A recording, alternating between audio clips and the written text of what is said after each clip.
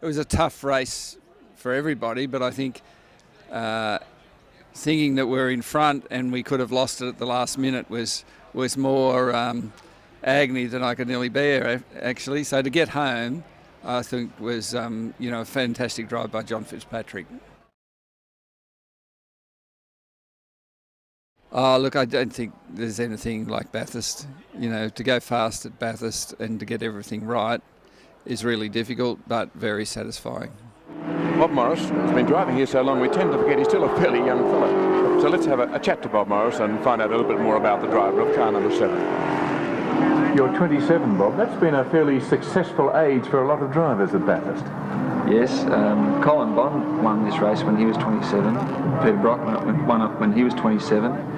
Fred Gibson won it when he was 27. And I was 27 the day before the race last year, so I thought it was my year last year. But luckily I'm not 28 until the day after the race this year, so we've got 2 goes at it virtually. You've got one more day left. One more day. You've been driving for a long time. When you began, you were what, 17, 10 years ago? I was 17, I had my first race at Oran Park. What was that in? That was in a Cortina.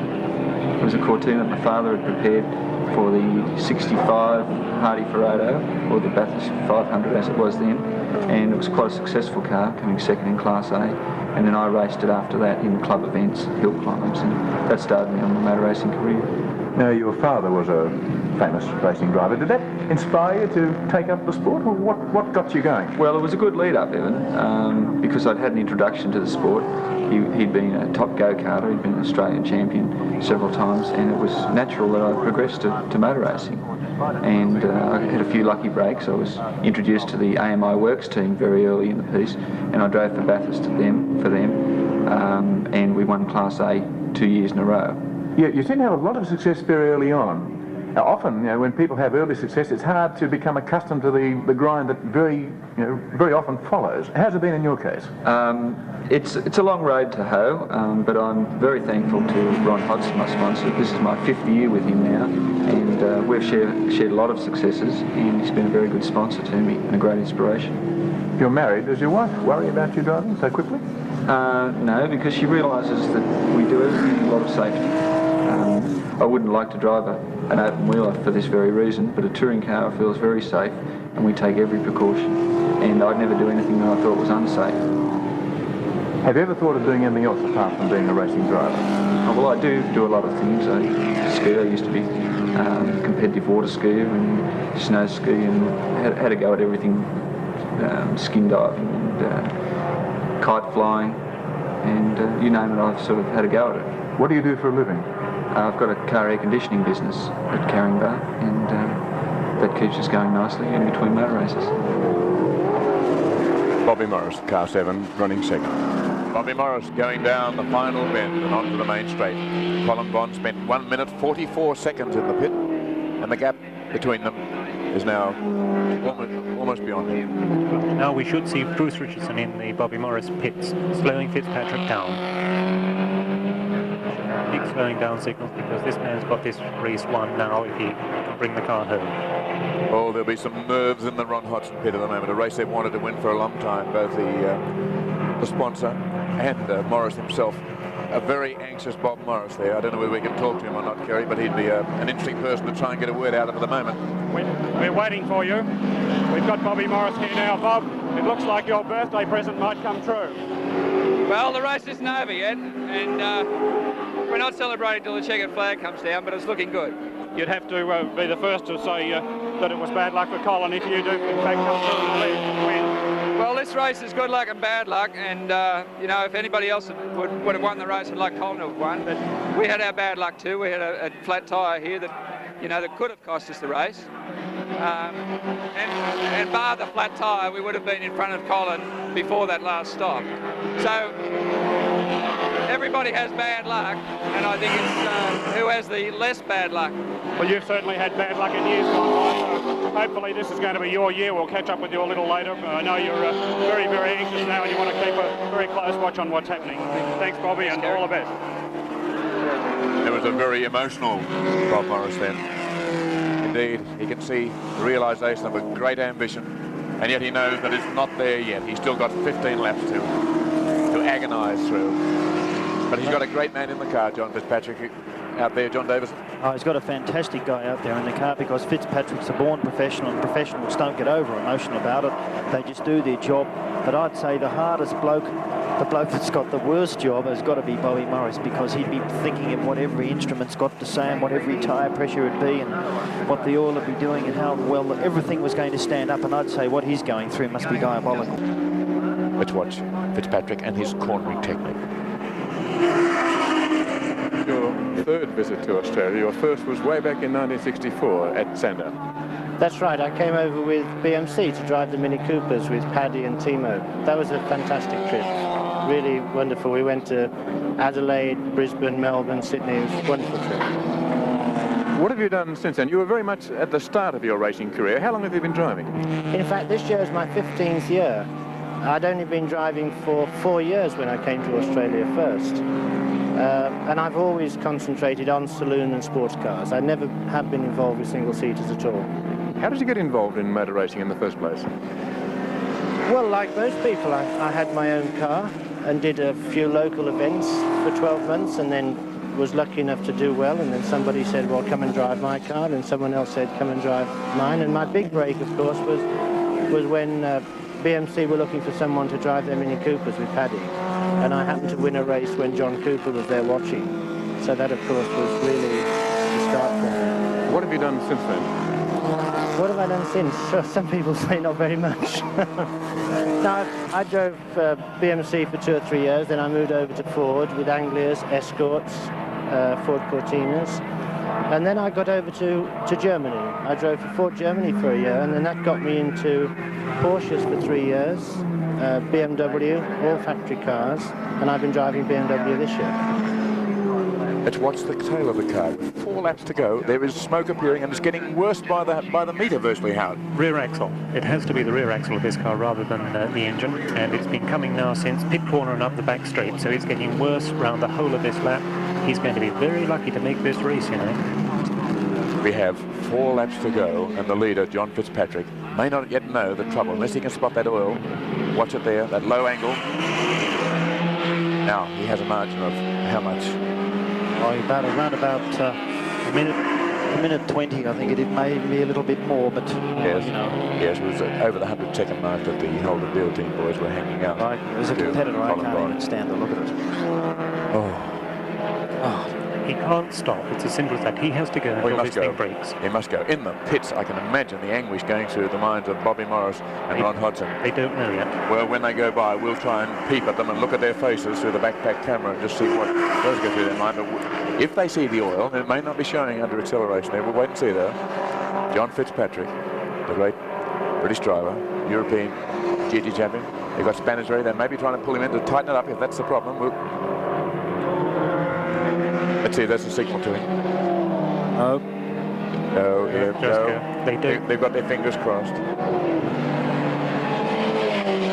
This is the place where it started. He's now approximately 3/4 of a lap ahead of Colin Bond. He can drive slowly, and he should make it. I'd love to see the pit signal that Colin Bond gets. We may look at that in the return to this great race, the Hardie-Ferodo 1000. I think he's going to make it. 3 laps to go, and the smoke screen being laid by John Fitzpatrick, and car 7 grows worse by the minute. The car's about to stop. I don't think it's going to get round another lap. Could be gearbox. Could be gearbox. I still think it's the rear axle. Car's going slower and slower. Less than 3 laps to go. You can see now the 3-litre and 2-litre cars pulling out to pass. He has a long lead, more than half a lap over Colin Bond, who's coming second. We're getting some fairly frantic pit signals, but it's a question of whether the car can keep going. Fitzpatrick, the real professional, has backed off. He's trying to nurse the car around, but he's got to do it another 2 3/4 times. You can see the smoke pouring from the back. Axles and transmissions have been a real problem this year. The great power, the very sticky tires. It's terribly hard on track pressure. Bond is going down the S's. That's the difference. You can see smoke pouring from beneath the car. Bond is good. And these are the men who are really suffering. It's just another race as far as John Fitzpatrick is concerned. Much as he'd like to win it, but for Bobby Morris, it's a lifelong ambition. It's everything to him. He's out there waiting. Oh. Bobby Morris has to make Terry Duckins. The general consensus of opinion is that it's a differential or a broken axle. They've decided not to pull him in, so leave it to the discretion of John Fitzpatrick. As you've just mentioned, a professional international driver, they're going to leave it to him to decide what to do. But it certainly didn't look good very close the last time he came past. And a very, very disappointed Bob Morris. He doesn't want to have anything to say at this stage, which is most understandable. But it's certainly rotten luck. Bruce Richardson, too, the chief mechanic for the Ron Hodgson team, just walking back to the pit very, very dejectedly, having worked for many, many years, Bruce too, to pull off a win here at Mount Panorama Circuit. Ron Hodgson, as we spoke to only 10 minutes or so ago, he was really looking to this win. It's certainly cruel luck if John Fitzpatrick isn't able to nurse the car to the finish. Well, I don't think Colin Bond's going to catch him, Kerry. It's a question of whether John Fitzpatrick can last. He's down the straight again. The smoke hasn't got any worse. But because there's not too much oil left. Yes. The heat temperature is such that it may well crack the whole thing wide open. Bobby Morris has to make a decision. Does he pull him in and go for a safe second place, or does he let him go, or go for broke, literally? I think Bobby Morris doesn't want any more second places. I think they want to win. Second would be a bitter disappointment. No point bringing him in. They can't do anything to keep him out there. They've not that sort of margin. He must have a good pit signal this time. He must know where he stands so he knows how slowly he can drive this car. He has 2 more laps, just 2 more laps. He has 136 seconds in hand. The information is there. The decision, though, is John Fitzpatrick's. Well, it's in good hands. He's a pro. He's probably gone through this. He's known as many disappointments as most people. But Ron Hodgson, goodness me, look at the face. There's nothing you can say. There's nothing that he can do. God, I'll tell you what, there must be a lot of Hail Marys being said in that pit. I think he's tending to speak the other way, but he's... Oh, it's only a facade. He must be absolutely beside himself with anxiety. I think it's about the only word. Oh, he's a great sportsman. He's used to motorsport. He's had his disappointments, but this is one race that he wants to win, and I think it's one race that Bobby Morris even more wants to win. John Fitzpatrick out there nursing the car around. Bond is closing up, going down the S's. Bond himself, who seemed to have victory taken away at the last minute. When the fan belt went and the car started to overheat, he had smoke appearing, and we felt great sympathy for him, and now he may just catch the crippled John Fitzpatrick, who has something like 1.5 laps to go. After 161 laps of Mount Panorama, it's not a 1,000-kilometre race. It goes to almost 1,004 kilometres because of the size of the track, and that last 4 kilometres might just be too much. The 2- and 3-litre cars, and even a little Mini about to whip by Fitzpatrick. Up down the mountain for the second last time. He only has to go around once more after this. He's got one more descent and one more cruel, killing mountain climb. 200 metres to the top of the mountain, and that's what will take it out of the transmission. Eases up. There's a signal for Colin Bond, who's gone down the bottom. Not quite sure what's happening. He can't see it. The pit signals are only indicating he's closing, but he doesn't know why. He can't catch up. He's got to keep going, but he's got to keep going pretty quickly in case the crippled car 7 slows down and can be caught on the line. We're set for a real grandstand finish here. Fitzpatrick pouring smoke from the back of the car now, as is Murray Carter. That's Bruce Richardson. That's Bruce Richardson, chief mechanic, who has worked himself into the ground here. That man has had no sleep for 3 months trying to get this thing all together, and he can see it going down the drain. There's a picture that needs no words.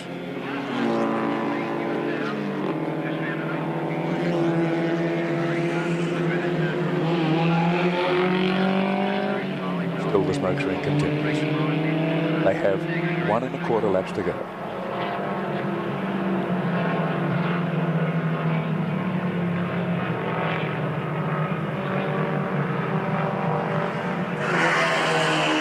He might still do it, but Bruce Richardson knows his cars, and he believes that their chance has gone. But Fitzpatrick is still going, nursing the car, doing all he can, aware of the problem.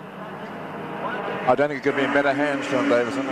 No, couldn't be in better hands, but oh, God. You know, this finish is like the 26-mile marathon at the Olympic Games, and 2 athletes run into the stadium together, and you just 1 lap to go. He is on them.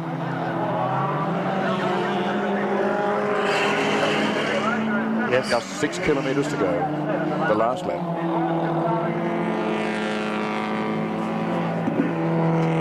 Last lap. Now, Ken, for the last time, he'd climbed the mountain. I don't know how Bruce Richardson is feeling now. The car's still running. He'd almost wish it had stopped. But it's still going, just stretching out his anguish. John Fitzpatrick, Colin Bond in pursuit. Can't quite catch him as long as he can keep it going. Up the mountain for the last time. Looks healthy enough. I think it will keep going. Something like that will stop in 5 minutes. Fitzpatrick, 33, former European, GT champion. Harry Carter stopped halfway down Conrad. Well, Bobby Morris doing all he can, both hands. Nobody, they don't want to look. Almost weeping. Bobby himself is so emotional. Fitzpatrick up through the cutting, the hardest part of the course, the steepest part. He's through that. Staggering. He's through that. Can he get down? Almost at the end of the climb. The marshal's waiting him on. Look at the flag marshals there. They'd get out and push if they could. There's the man from Castrol in there, almost weeping with emotion as well. So many people with so many hopes. There's Bobby Morris waiting there.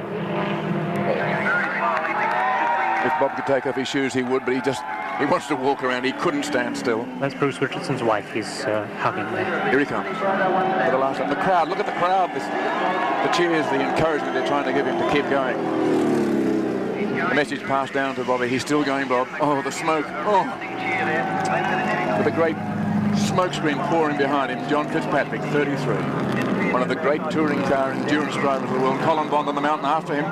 He's not going to be that far behind going through the cutting. It depends just as the situation is reversed. As Bobby Morris's car, being driven by John Fitzpatrick, goes down through the bend for the last time. There's Bruce Richardson. He can't bear the pain of waiting. He's down the mountain. He's on the straight now. He's got a chance. He's got these humps to get over, and their final cruel little rise from the last bend.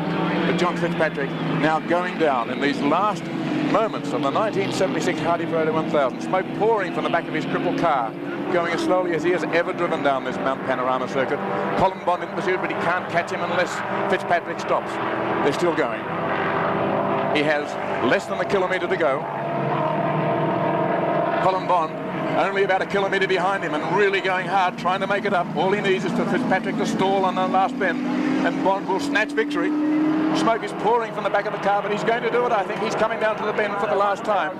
And it's John Fitzpatrick through the bend, the car still driving. And he waves, he's got the checkered flag, and it's John Fitzpatrick who wins for the Ron Hodgson team. And in the pits, can you imagine the elation that's going on in there? Well, if ever a man nursed a car to the finish, and now there'll be some nursing. Bruce Richardson suddenly erupts into laughter. Ron Hodgson, I can't see him. Bobby Morris, he's just too upset to know whether to laugh or to cry or what to do. And John Fitzpatrick, who nursed the car back, now is going to swing the car around, or he's going to try and do another lap, which he's not supposed to do. Beaming Ron Hodgson there. Howard Marsden, maybe you can bring a tone of sanity and quietness into this by running through some of the results and some of the performances. Right, let's try and do a recap on that. I can't fill in on that. I'm just looking for the Holden dealer team car, which has just finished now, and that's staggering as well. That's only just made it over the line as well. And he finished 50 seconds behind, only 50 seconds behind, when a car that's just as tired as is Bobby Morris's. Well, John, this is your first Bathurst. Could you believe that? Oh, I've never seen anything like it. I've watched all the films on the Olympic Games, and that's an incredibly emotional event. But, you know, as a person involved in motorsport, God, I can see what they went through. It really has affected me. And he's pushing it up the hill again. The darn thing will do it again. Almost quicker than he did it the last time. Well, I don't think we could ask for anything more with regard to excitement and entertainment we've had during this afternoon. I think the pundits sort of were more or less right on the predictions this year when we talk about the main class. It was the Falcon Torana battle that we know so well. I think the major difference, looking back with a little bit of hindsight now, is the fact that the Toranas have had a year of development, absolutely constantly one against the other. The Falcons have been there, but not as much. The cars are beyond the ability of that car. The Falcon is carrying 1,000 pounds too much weight, which has to be stopped and accelerated, and the cars are having to be pushed too far with regard to tuning to make them competitive anymore. John Goss has done a very good job to get his car back into the race, but he's 3 hours down. Well, this would be, of all the Hardie-Ferodos, this would be one of the greatest sporting events in Australia, and God, what a befitting end to it. And, you know, I think Fitzpatrick will go back to England next week, and, you know, I think he'll look back on it probably as one of his most nerve-wracking experiences, not because he brought it home, but because he realised what it meant to everyone in the pit. This man's come here and he's ended up with Bathurst fever. Well, going through the people that we should talk about, I think we have to mention again the Moss and Brabham cars. They were not looked upon as being front runners, possibly people to run in the 5th and 6th and 7th place, but we're all looking forward to seeing how these two chaps would handle this particular event. And the gear selection problem that came to Jack Brabham on the start line, one of the smaller Triumphs hit him in the back, and that put him out straight away. So we lost one of the people that we really wanted to see, rather than see in a winning position. From there on, the speed of the event was such that I think the end result we can see here. The message is there, as we again all thought it would be. A sprinter will get through, but only just. Well, there must be one guy looking at his television set at the moment back in Melbourne, and that'd have to be Brian Sampson. And if you're looking, Brian, you know, to win Bathurst must be one of the greatest thrills, whether you drove for 2 hours or 4 hours or whatever it was. To win Bathurst must be a fantastic thing, and I can imagine how Brian Sampson must have felt when he was sitting back in his chair in Melbourne. He must have really felt for that team. Well, you're still watching the great race at the Hardie-Ferodo 1000. Let me speak first of all to the man who nursed that car home to the finish. John Fitzpatrick, what was going through your mind in those last anxious laps? Well, I just wasn't sure what had happened to Colin. I didn't know Colin was in trouble. And the axle shaft had broke, and it was possible to drive the car, but I was losing so much time, I just couldn't believe that. I thought Colin would overtake me any minute, and I didn't really know what had happened to him. But you never thought a Pommy would take it home, did you? I did.